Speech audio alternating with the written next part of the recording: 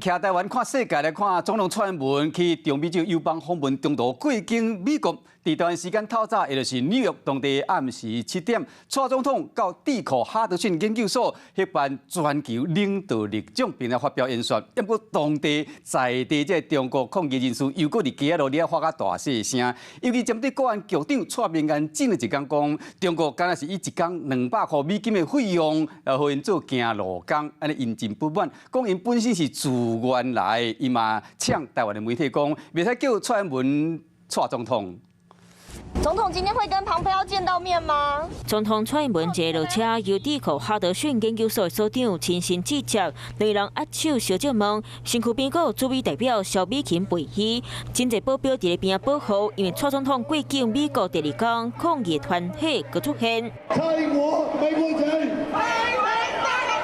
加在蔡总统为边的问未来，两边无正面拄撞，不过会当感受到和前一天比，抗议的民众气模变更较歹。因为国安局长蔡明安就伫咧讲，中国敢若伫咧当地以一天200块美金的计数，有人来抗议。这个消息已经传到因的耳孔内。说我们是什么总领馆，或者是说有人出200块钱，他的胡扯，将近1000人都是自愿出来的。蔡总统在美国几天，你们就会一直看。不能说总统啊，他是一个地区性的一个台湾地区领导人。那抗议民众清楚知影蔡总统的行程，甚至出现干扰中国官员汇报现场的状况。您是中国这边的长官吗？我没有，我是这个侨民。包含美国的检方也协助在这当中。不过中国的民众对于蔡总统的一个抗议的表达，这2天是不断的来进行。不过蔡总统到底是伫咧内底讲什么？首先就强调，今天这份奖项实际上是向台湾人民来致意。总统强调，中国刻意升高紧张情势，但台湾总是谨慎并冷静的回应。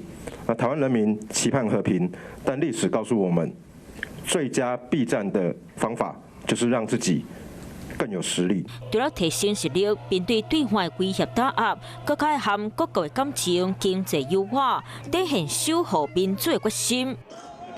大家好，我是林依文。想要掌握多元的新闻资讯，当然也包括体坛动态，就要锁定华视新闻频道，还有订阅华视的 YouTube 频道，按赞、订阅、开启小铃铛。